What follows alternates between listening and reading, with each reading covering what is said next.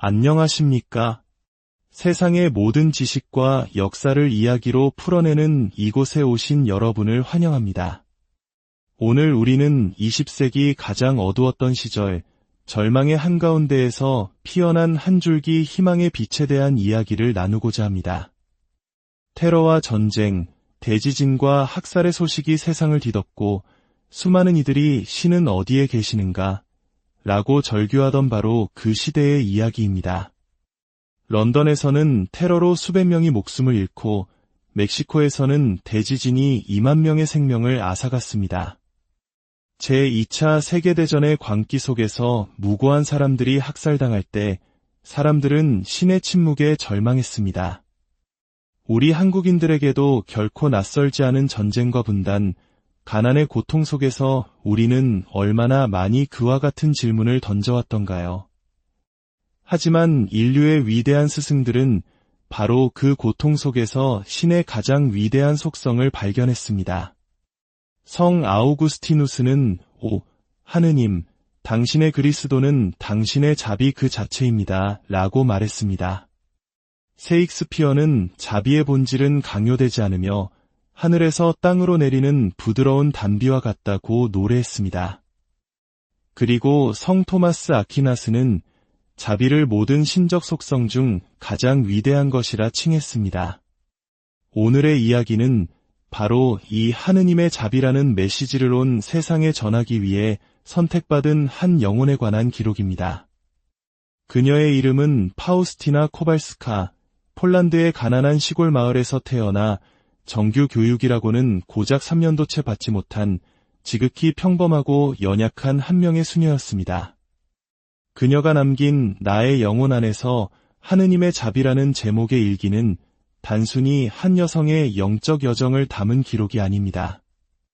이 책은 아빌라의 데레사 성녀나 시에나의 카타리나 성녀의 저서들처럼 위대한 영성가들의 반열에 올라있지만 그보다 더 특별한 의미를 지닙니다.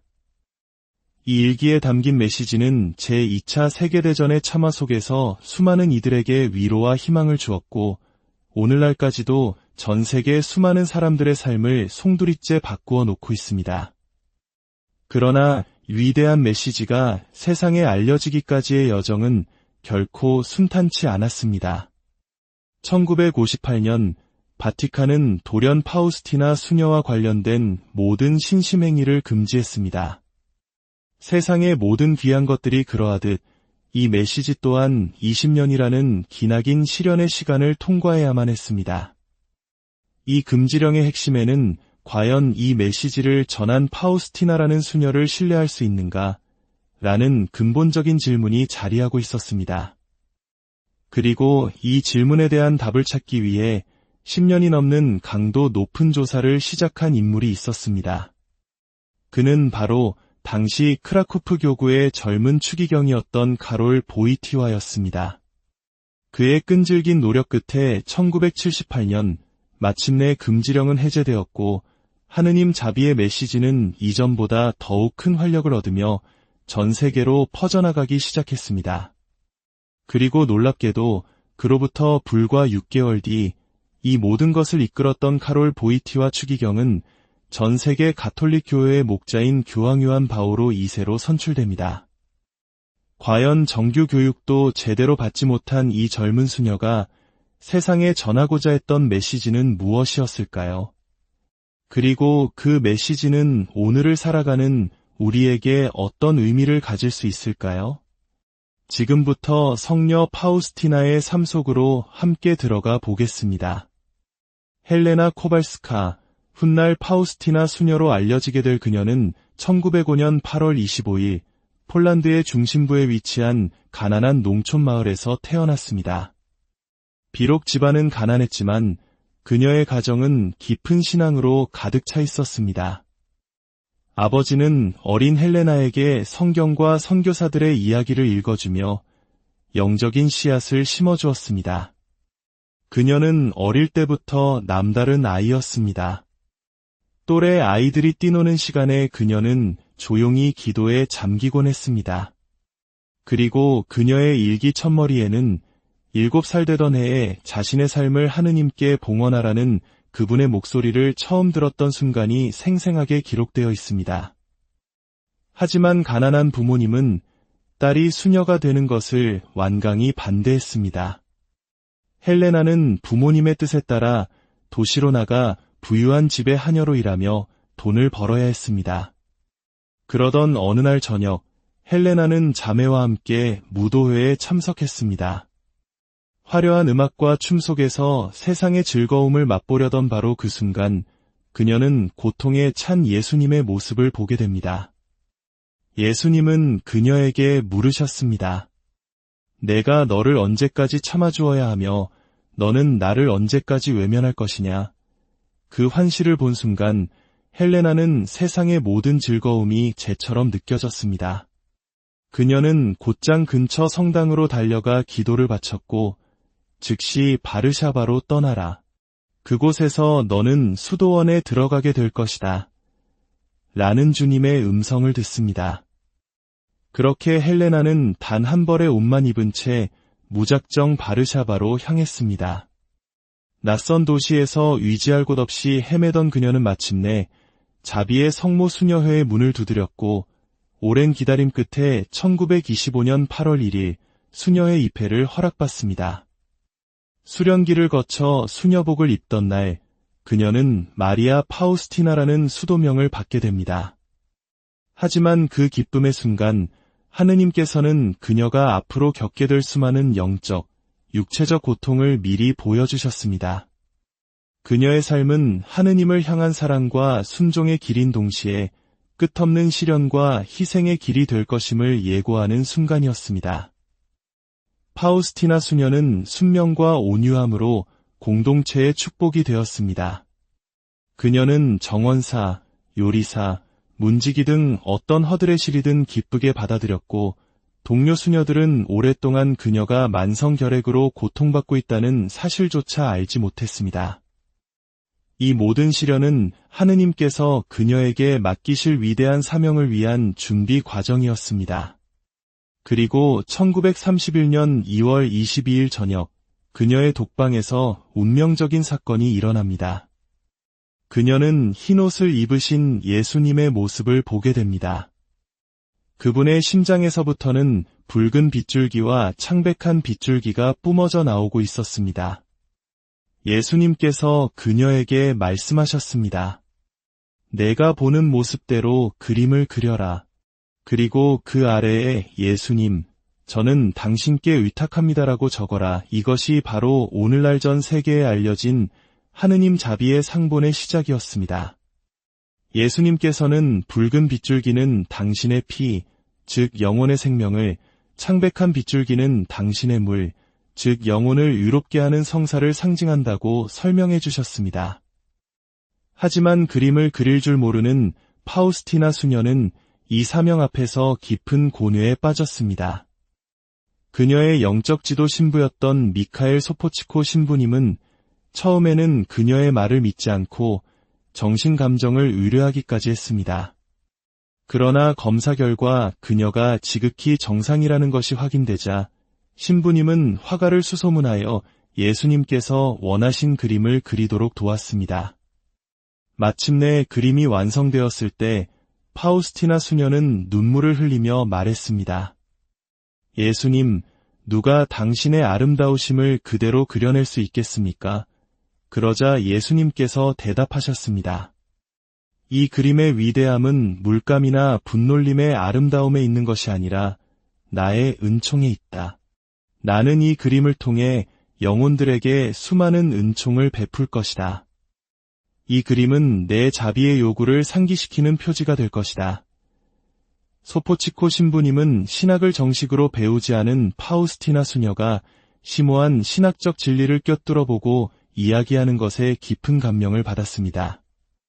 그는 그녀에게 예수님과의 모든 대화와 체험을 일기에 자세히 기록하라고 명했습니다. 글쓰기에 전혀 소질이 없었던 파우스티나 수녀에게 이는 또 하나의 큰 십자가였습니다. 그녀는 자신의 부족함을 한탄했지만 예수님께서는 그녀를 격려하셨습니다. 내 자비의 비서여, 너의 임무는 내가 너에게 알려주는 내 자비에 관한 모든 것을 기록하여 이 글을 읽는 모든 이가 위로를 받고 용기를 내어 나에게 다가오도록 하는 것이다. 이제부터 너의 모든 자유 시간을 글쓰기에 바쳐라. 그렇게 600페이지에 달하는 방대한 분량의 일기가 탄생했습니다. 이 일기는 하느님과 한 겸손한 영혼이 나눈 사랑의 대화이자 절망에 빠진 인류를 향한 하느님의 절절한 사랑의 편지였습니다. 파우스티나 수녀의 삶은 단순히 기도하고 기록하는 데 그치지 않았습니다. 그녀는 수도원 문을 찾아오는 가난한 이들에게 하느님의 자비를 온몸으로 실천했습니다. 그녀의 친절과 존중 안에서 사람들은 하느님의 따뜻한 사랑을 체험했습니다. 병세가 깊어져 임종을 앞둔 순간에도 그녀의 사명은 계속되었습니다. 예수님께서는 그녀에게 하느님 자비의 5단 기도를 가르쳐 주시며 이 기도를 바치는 영혼, 특히 죽음을 앞둔 죄인들을 위해 특별한 은총을 약속하셨습니다. 수많은 밤, 그녀는 영적으로 죽어가는 영혼들을 찾아가 그들을 위해 기도했고 악의 세력과 싸워 그들을 절망의 늪에서 구해냈습니다. 그녀의 육신은 쇠약해졌지만 그녀의 영혼은 하느님의 자비 안에서 더욱 강하게 타올랐습니다. 1938년 10월 5일 파우스티나 수녀는 나의 사명은 죽음으로 끝나지 않고 오히려 시작될 것이다 라는 말을 남기고 선종했습니다. 그녀가 예언했던 대로 불과 11개월 뒤 독일이 폴란드를 침공하며 제2차 세계대전이 발발했습니다. 전쟁의 공포 속에서 파우스티나 수녀가 전한 하느님 자비의 메시지는 절망에 빠진 폴란드인들에게 큰 힘과 위로가 되었습니다. 특히 강제 수용소로 끌려간 이들에게 예수님, 저는 당신께 의탁합니다라는 기도는 마지막 희망의 끈이었습니다. 전쟁이 끝난 후 이 메시지는 폴란드를 넘어 전 세계로 퍼져나갔습니다. 하지만 앞서 말씀드렸듯 20년간의 바티칸 금지령이라는 큰 시련을 겪어야 했습니다. 그러나 진리는 결국 빛을 발하는 법. 훗날 교황이 되신 요한 바오로 2세의 헌신적인 노력으로 하느님 자비의 신심은 마침내 교회의 공식적인 인준을 받게 되었습니다. 교황 요한 바오로 2세는 즉위 초부터 이 메시지를 전파하는 것을 자신의 특별한 사명으로 여겼고 자비로우신 하느님이라는 해칙을 반포했으며 마침내 파우스티나 수녀를 성인으로 선포하고 부활제 2주일을 하느님 자비주일로 지정하여 전 세계 교회가 하느님의 무한한 자비를 기리도록 하였습니다.